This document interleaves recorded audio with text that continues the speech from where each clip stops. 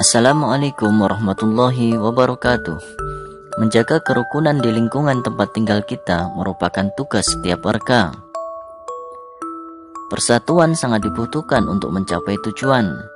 Segala perbedaan yang ada dikesampingkan untuk kepentingan bersama. Terkadang perbedaan yang dimiliki oleh suatu kelompok dapat memperkaya keputusan yang diambil. Menjelang proklamasi kemerdekaan Indonesia, terdapat beberapa peristiwa penting yang perlu kita ketahui, diantaranya sebagai berikut. Tanggal 9 Agustus 1945, Insinyur Soekarno, Muhammad Hatta, dan Dr. Rajiman Widyodiningrat pergi ke Dalat, Saigon untuk bertemu dengan Marsekal Terauchi, Panglima Besar Tentara Jepang di Asia Tenggara. Panglima tersebut menyampaikan informasi kepada pemerintah Indonesia bahwa Jepang akan memberikan kemerdekaan kepada bangsa Indonesia. Saat itu, tentara Jepang sedang terdesak oleh tentara sekutu. Beberapa wilayah Jepang dijatuhi bom oleh tentara musuh. Untuk menarik simpati rakyat Indonesia, Jepang memutuskan untuk menghadiahkan kemerdekaan. Pertemuan antara Panglima Jepang dan pemerintah Indonesia memicu pertentangan di dalam negeri. Terjadilah perbedaan pendapat antara tokoh golongan tua dan golongan muda. Golongan muda tidak ingin kemerdekaan Indonesia diatur oleh Jepang. Mereka menginginkan proses kemerdekaan Indonesia disiapkan oleh bangsa Indonesia tanpa ada campur tangan asing. Berdasarkan peristiwa tersebut, tulislah informasi penting pada peta pikiran berikut, yaitu peristiwa menjelang kemerdekaan Indonesia. Apa yang terjadi?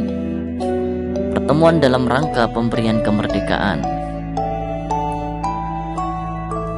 Mengapa peristiwa itu terjadi? Untuk menarik simpati rakyat Indonesia setelah tentara Jepang terdesak oleh tentara sekutu dan beberapa wilayah Jepang dijatuhi bom oleh tentara musuh. Siapa yang ikut dalam peristiwa tersebut?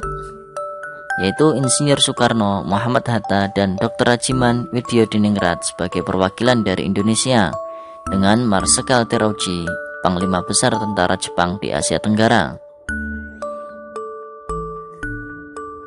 Di mana itu terjadi? Di Dalat, Saigon. Kapan itu terjadi?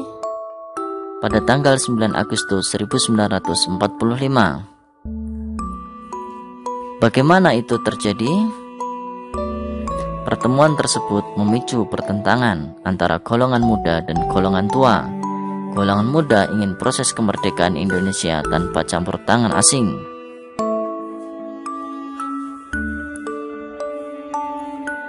Selanjutnya, mari kita susun peta pikiran tersebut menjadi sebuah kalimat baru.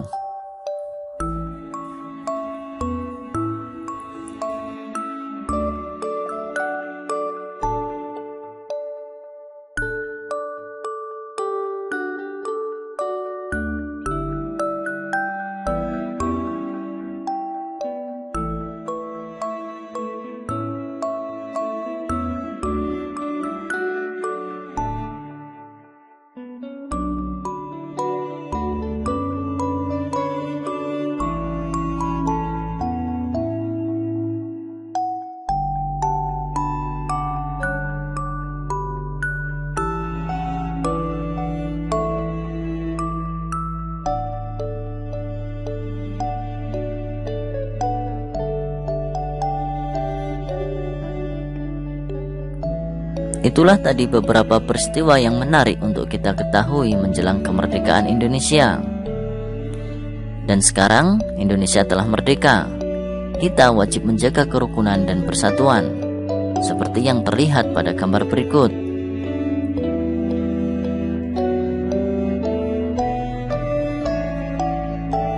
Seandainya kamu sedang bermain bersama mereka, apa yang harus kamu perhatikan terkait kerukunan dan persatuan?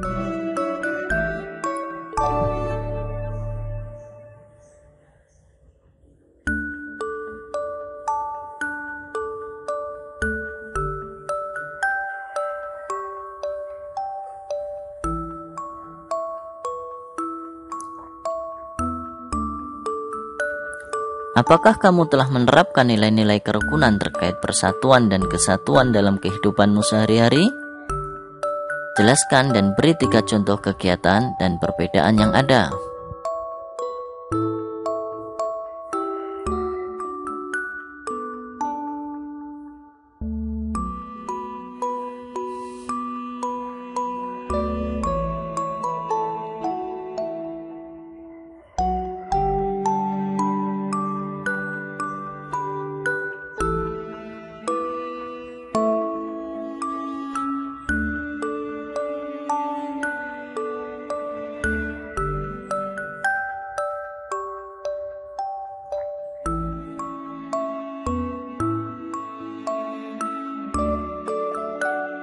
Apa manfaat yang kamu peroleh dari nilai-nilai tersebut? Tulislah 3 manfaat yang kamu rasakan.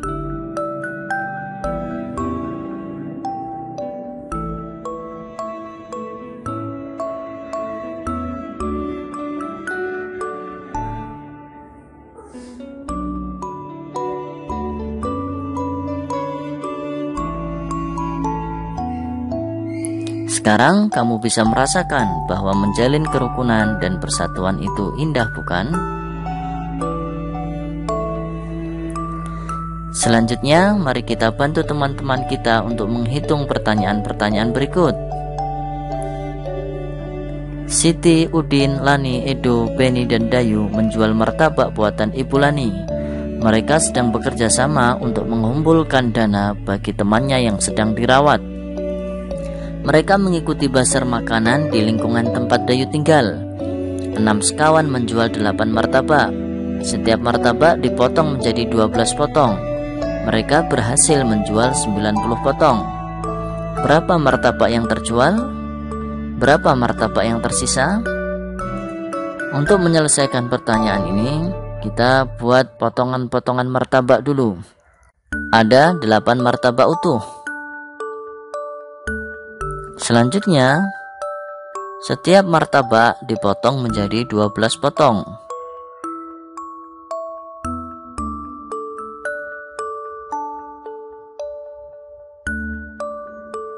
Dengan demikian, maka jumlah potongan martabak keseluruhan adalah 8 kali 12, sama dengan 96 potong. Berarti, kalau kita buat pecahan, maka menjadi 96/12 martabak. Selanjutnya, baru kita menghitung berapa martabak yang terjual. Martabak yang terjual adalah 90 potong. Maka 90 potong kalau kita jadikan pecahan, maka menjadi 90/12 martabak.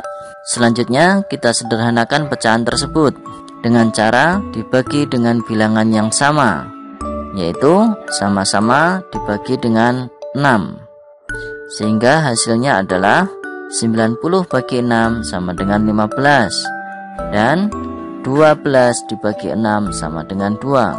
Jadi ada 15/2 martabak. 15/2 martabak ini kita jadikan pecahan campuran, sehingga sama dengan 15 bagi 2 ada 7, berarti sisa 1, sehingga sisanya adalah 1/2. Jadi jumlah martabak yang terjual adalah 7 1/2 martabak atau 7,5 martabak. Pertanyaan berikutnya, berapa martabak yang tersisa? Maka martabak yang tersisa adalah jumlah martabak dikurangi martabak yang terjual.